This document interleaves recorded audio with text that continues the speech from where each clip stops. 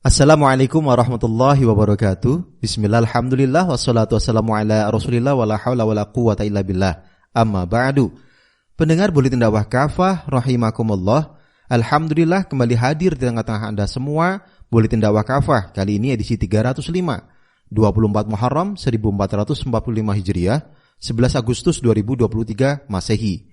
Kali ini akan mengangkat tema kemerdekaan untuk siapa? Bismillahirrahmanirrahim. Beberapa hari lagi negeri ini akan merayakan Hari Kemerdekaan ke-78, umur yang menunjukkan bahwa bangsa ini semestinya sudah berada dalam kondisi makmur sejahtera, berkeadilan, serta berdaulat tanpa tekanan dari pihak asing dan tidak bergantung pada mereka. Karena itu, agenda penting dalam menyambut Hari Kemerdekaan adalah merenungi perjalanan negeri ini. Apakah kemerdekaan ini sudah mendatangkan berkah yang menyejahterakan rakyat atau sebaliknya? Bukan justru sibuk dengan agenda seremonial lalu melupakan kondisi sesungguhnya.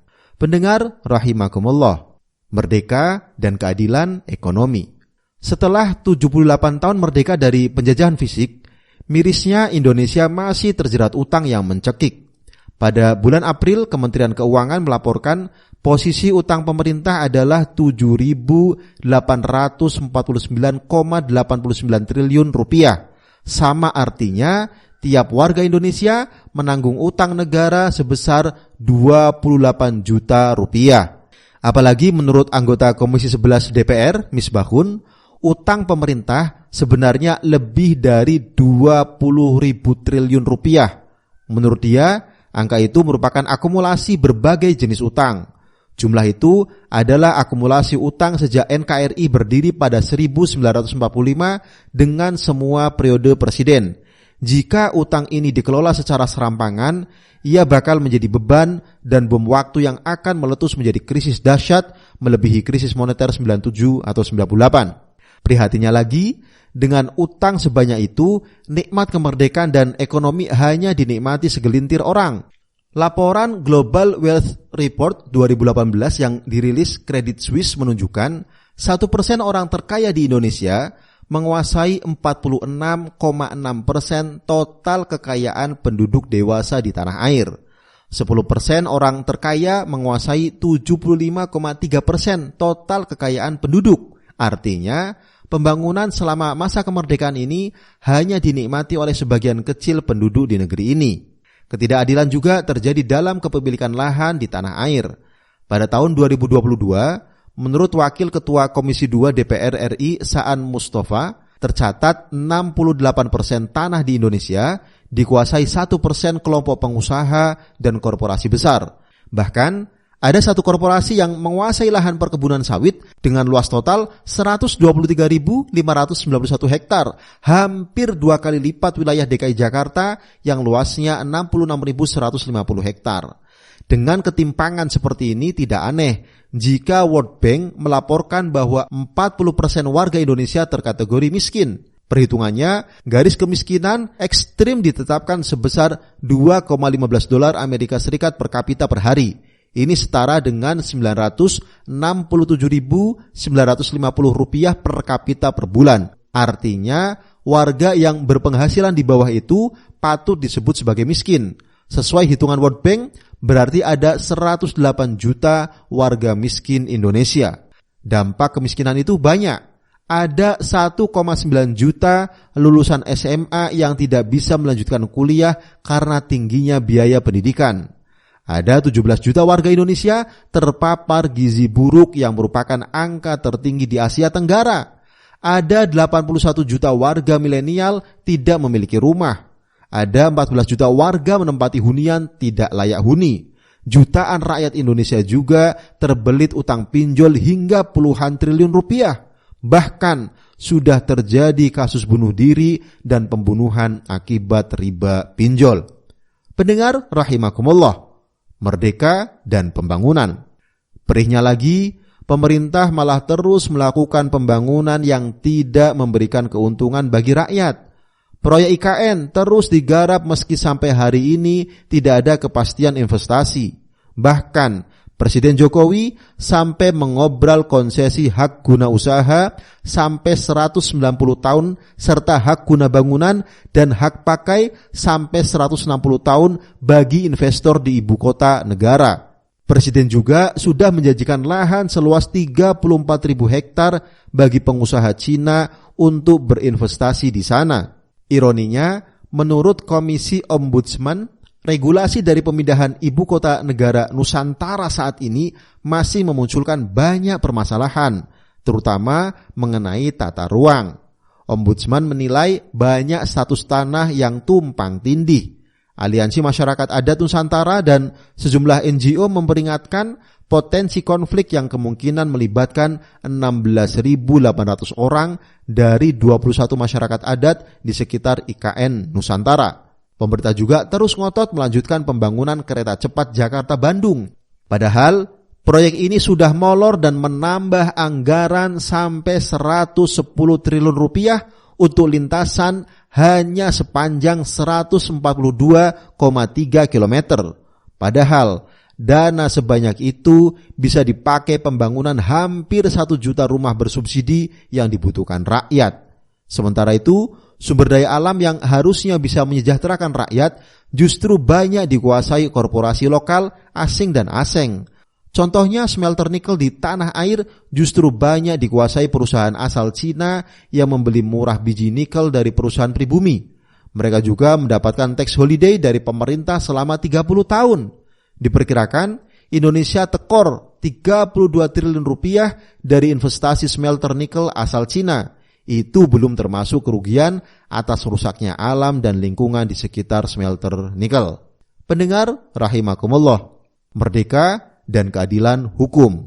Bangsa yang merdeka juga seharusnya menikmati perlakuan hukum yang adil, tidak pandang strata sosial dan jabatan. Kondisi ini tampaknya masih jauh dari realita. Survei Litbang Kompas Mei 2023 menemukan penegakan hukum masih menjadi bidang yang nilai kepuasan publiknya paling rendah. Ini menandakan bahwa rakyat kian tidak percaya dengan penegakan hukum di tanah air. Publik melihat dengan mata terbuka bagaimana para koruptor seperti mendapatkan privilege dalam penegakan hukum. Hukum sering dilihat tumpul ke atas, namun tajam ke bawah. Kasus mega skandal keuangan 349 triliun rupiah di lingkungan Kementerian Keuangan sampai hari ini tidak terdengar kabarnya lagi. Begitu pula kasus Harun Masiku seperti lenyap begitu saja. Indonesia Corruption Watch mengeluhkan para koruptor sering mendapat hukuman ringan dan mudah mendapatkan remisi.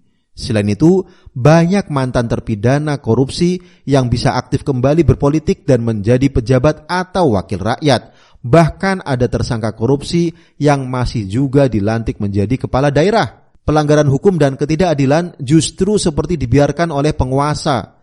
Tewasnya 135 warga di Stadion Kanjuruhan Malang sampai hari ini tidak mendapatkan keadilan. Bahkan Presiden Jokowi menyalahkan kondisi stadion yang tidak layak pakai. Pengadilan juga memutuskan aparat tidak bersalah karena kondisi itu disebabkan tiupan angin yang menyebabkan gas air mata mengarah pada penonton.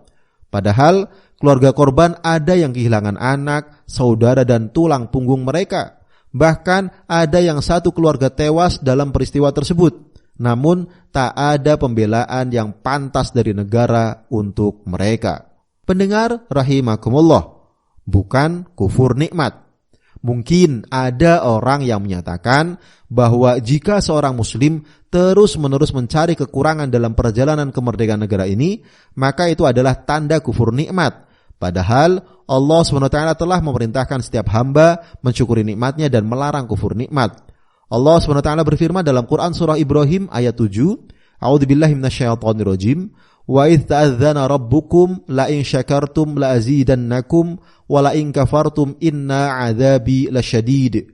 Ingatlah, saat Tuhan kalian memaklumkan, sungguh jika kalian bersyukur, niscaya aku akan menambah nikmat untuk kalian. Namun, jika kalian mengingkari nikmatku, pasti azabku sangat berat. Berkaitan dengan ayat ini, Imam Jarir At-Tabari menjelaskan makna bersyukur.